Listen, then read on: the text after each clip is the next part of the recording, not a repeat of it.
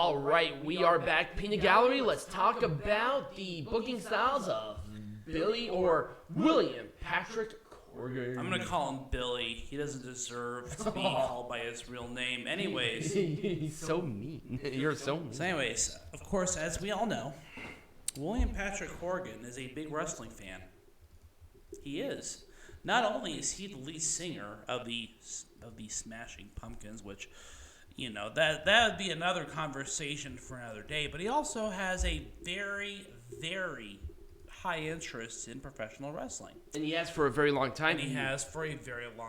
Now, I'm going to talk about his booking style because a lot of the booking style decisions that he's made in NWA thus far have also been very similar to his foray into Impact Wrestling as well. Remember that era?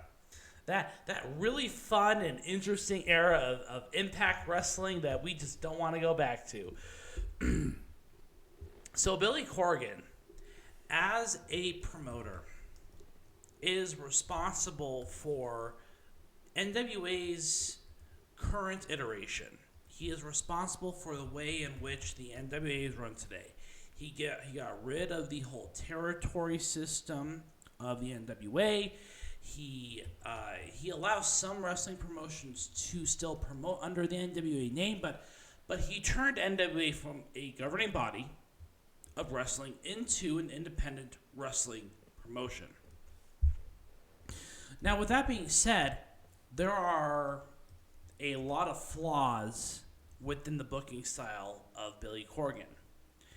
And I think that these flaws have been very much pronounced since even his Impact TNA days, whatever it was called at that point in time. There was a lot of name changes going on, but that's another conversation for another day. Let's first talk about the NWA as a wrestling organization in terms of its talent, because I think this is where a lot of it comes from.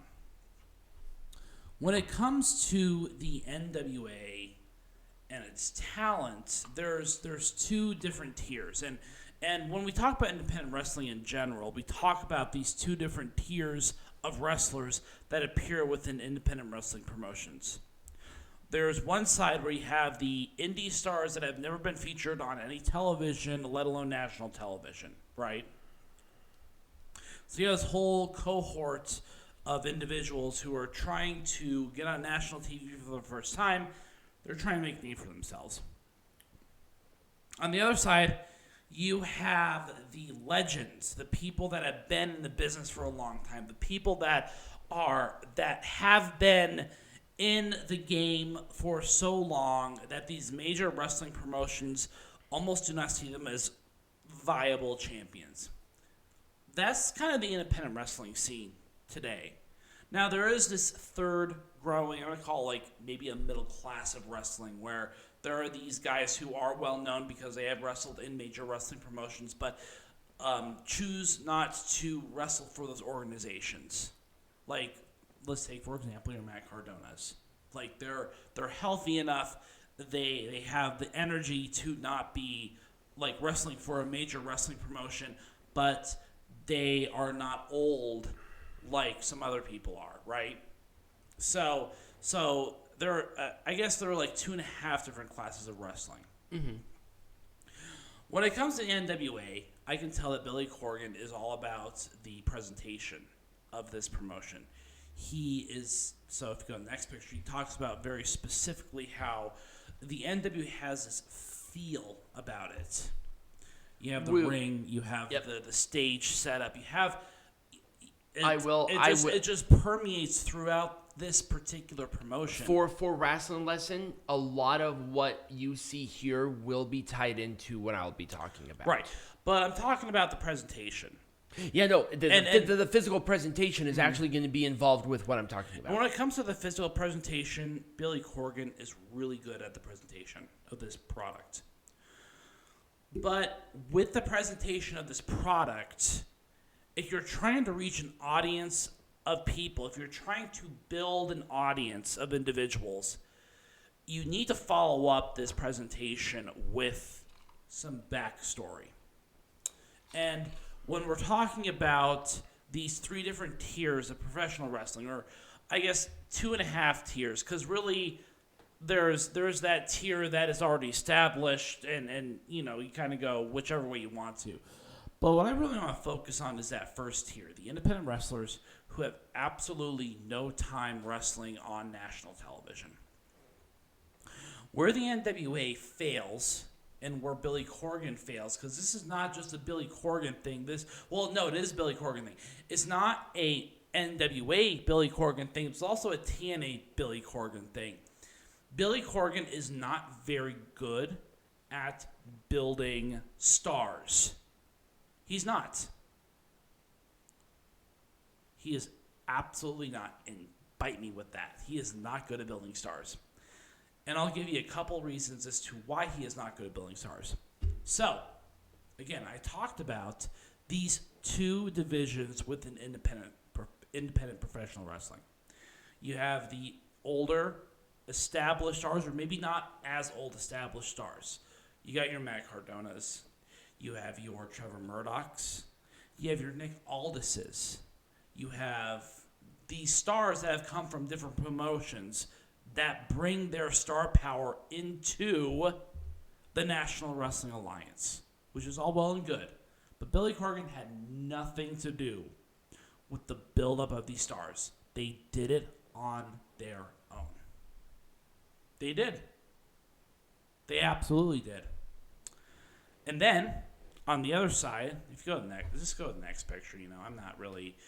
On the other side, you have these wrestlers who have not had national exposure prior to the NWA. Like, they weren't featured prominently on national television until the NWA came and signed them. And Billy Corgan is not doing... And Billy Corgan and the NWA as a whole is not doing the job that they should, in my opinion, in building these stars. So let's take, for example, someone like the Hex. They are not well known in the broader community of wrestling fans because in this case, the independent wrestlers themselves are largely responsible for their own build. In my opinion, a wrestling company, if they want to be viable, if they want to stay relevant, has to play a hand in elevating these individuals as much as they are trying to do it themselves. And the NWA is not doing a very good job at doing so. And so what happens is that in order to keep the interest, Billy Corgan feels like he has to introduce something new at every single fucking pay-per-view, like a fucking title. Every single time there's a major pay-per-view, there seems to be a new title on the scene. Which is, I feel like, the only way that Billy Corgan, in his mind, can think he keeps a product relevant. You do not have to introduce a title every single fucking pay-per-view to keep the NWA relevant. You just have to build fucking stars. I can agree with that. Not the build stars, but the whole let me introduce something new into it. I feel like he's getting a little out of control. On fucking gimmicks to garner interest in the product that he's trying to sell. It does not have to be that hard. You invest some time and energy into building up your own damn stars, and you will do well. But in the NWA, a lot of the stars that have already been established, they're coming in already with that established stardom. The NWA did not build the major stars that they have today. You have people like, let's talk, for example, about the fucking junior heavyweight title match. You got Austin Aries. Austin Aries made a name for himself outside of NWA. And then you have Homicide. Homicide, we all know, he built a name for himself outside the NWA. And then you have 2 people that I never heard about before tonight because they're not doing their job in building these stars. You're not giving me a compelling reason to care about these stars. Yes, I appreciate that they emphasize these stars in this match, but before the match happened, I need to know the backstory. Why And what is the reason for these stars to go after what they're going after? They did tell you that During the match, but not no, before? yes, they did. They had a pre-match video package about how they got to that spot. They literally had a video package of them winning the matches to get to that opportunity. Okay. I will say that they did do that. Let's talk about the women's tag team championship match.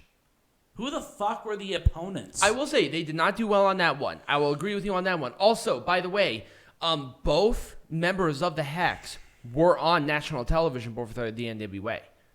Well, that's all well and good, but again, they're not the reason that the women's tag team champions were introduced was not because of the Hex being so good. It was because it was a gimmick by Billy Corgan. I agree with you. Like, the title introduction that they've been doing is getting a little out of hand. Now, it doesn't end. This is just the latest in a long line of fucking gimmicks that Billy Corgan now, is going to use. Luckily, there aren't a whole lot of other championships that are internationally known like these titles that we know of now that he can establish at this point. Right. The rest of them are, like, very local. But he's going to introduce some other fucking gimmick because he feels like it. Now, it's like the yearly thing, like the Crockett Cup. I'm not even going to consider that because that's like a whatever. But the point is that instead of building stars, instead of making compelling storylines, there's an over-reliance on gimmick matches. There's an over-reliance on gimmick people. There's an over-reliance on established stars because I think that Billy Corgan doesn't know how to build new stars. Name me a star that was built through the NWA. Colby Corino. Who's Colby Corino? I don't know who Colby Corino is. You don't watch it every week. He's not going to be at the level of a world champion contender in one night. You have to give these people some time. Also, even though Trevor Murdoch was on national television somewhere else, nobody in the blue-ass mind thought that he was going to go for any world champion, period. I think that's almost a testament of how good Billy Corgan is as a booker to giving Trevor Murdoch the opportunity to get himself into that opportunity. And I don't think that was a Billy Corgan decision. I think that was just a decision because of inertia at this point. Okay. With someone like Trevor Murdoch deserved to have a world title shot, even back in his WWE days. Nick Aldis made his name outside of the NWA. I'll give you that one. Yes, Matt Cardona. Oh, hell, he made his name outside of the NWA. Oh, absolutely. Jeff Jarrett saved the NWA for a while there, back when he introduced TNA. That is true. He definitely did do that. I will give Jeff. I mean, there are not a lot of stars. I mean, let's talk about like Camille, for example. Like, she might be a dominant champion. Like, she is really good. But she's a star. But she's not a star outside of the NWA's bubble. But that's a testament to. What are you talking about? Any company would kill to have Camille right now. WWE offered her a contract a couple of years ago, and because Camille made a name for herself. It was not because of the NWA. The issue is, I think you are the problem here, and I'm going to say this, and I told you this before, is that the NWA is not supposed to build stars. Why? That's the point of a wrestling company. No, it's not. It's to give people the opportunity to build themselves. Okay. Now, the reason that I say that is because that's when these wrestlers use themselves as the promotional tool. Okay. They know how to wrestle already, but what else in there? You have 12 minutes against this person, go. I think that is the best way to have somebody promote. So Camille built herself, but NWA gave her the opportunity to do that. And because she built herself so well, the NWA gave her more opportunity because she was a value to the product. Okay. They didn't force Camille to build herself. She just did it. Okay. So I'm going to argue with that. And the reason I'm going to argue with that is because the NWA is a nationally televised product. Now, when you say when you say nationally televised product, what do you mean by that? Do you consider Fight TV, YouTube, and Facebook as a national televised syndication? Well, especially on the Fight TV front, yes, I do. Okay, because their shows are streamed on Fight TV. There is a certain level of production and focus that I expect with a nationally televised product, and I think they have that. Like I think they have that for the NWA. And here's the issue I see is that NWA is running itself like an independent promotion, and I agree that stars who are indie promotions need to have a product where they can expose themselves to television. There are plenty of independent wrestling promotions that do that these days. I can tell you because I watch a lot of Twitch streams and stuff of local promotions putting themselves out there, right? And some of them are even on Fight Network, on even Fight TV. But the NWA, in my opinion, needs to... I feel like there's an identity crisis with it. I feel like they are trying to have this indie-like feel with this nationally televised production value or quality. It needs to decide whether it is an independent, an indie promotion, or if it is a televised promotion. Because Impact Wrestling doesn't do this shit. Yes, they AEW doesn't do this shit. Yes, they do. What are you talking about? They don't. There's a way. Impact Wrestling doesn't go outside of what they have been doing. They're in smaller venues. We go to the Impact Wrestling shows. I'm not talking about that, though. But Impact, here's the thing. Here's what I really am trying to get to. Is that at a certain point in time, when you're a nationally televised promotion, even if you're an indie, even if you're independent, I feel like the relationship between a wrestler and its promotion needs to be symbiotic. There needs to be some effort made by the promotion to promote the wrestler. How would you do that outside of you have time on our nationally syndicated television show? You have the freedom to do what you need to do to get yourself over. What else do they have to do at that point? They need to do things like video packages. I'll agree with you. Lacking in the NWA. I'll 100% agree with you on that. The NWA is terrible at doing those video packages. But the problem is, they did do video packages, and they were awesome. They just didn't do enough of them. They just didn't do enough of it. I didn't care about half the wrestlers that were there because I didn't know who the fuck they were. Right. And who the fuck are these people? We'll talk about that when we make Wrestling Majestic again. But here was what I said about Billy Corgan and his wrestling style. His booking style. His booking style, I should say. The tools are all there. He has all the right stuff, but he has it in the wrong. Right. He has it in the wrong orientation. He's a passionate wrestling fan. I can see that. But I think in his head, because again, this is something that I saw when he ran Impact Wrestling for a while, was he makes the assumption that these wrestlers are already known because he, as a fan, already identifies with these wrestlers. But you have then people that might not be as interested in the wrestling product that want to see good wrestling. You have to give me a compelling reason to want to watch these wrestlers. Even though it's been a couple of years with Billy Corgan owning the NWA, they did have the stint of not being there because of COVID. And I think that really halted a lot of forward progression on how to really do this right in a way. And he's getting better and better at it. And I think, like I said, the tools are all there. But it's just about orientating what to do. They had like 3 matches on the pre-show that I couldn't give less of a shit about. Yet, at the end of night 1 of Crockett Cup, he did like an assessment with the other commentator, which was really interesting. It was. That gave me all the info I ever wanted. And it's like that should have been done in the pre-show.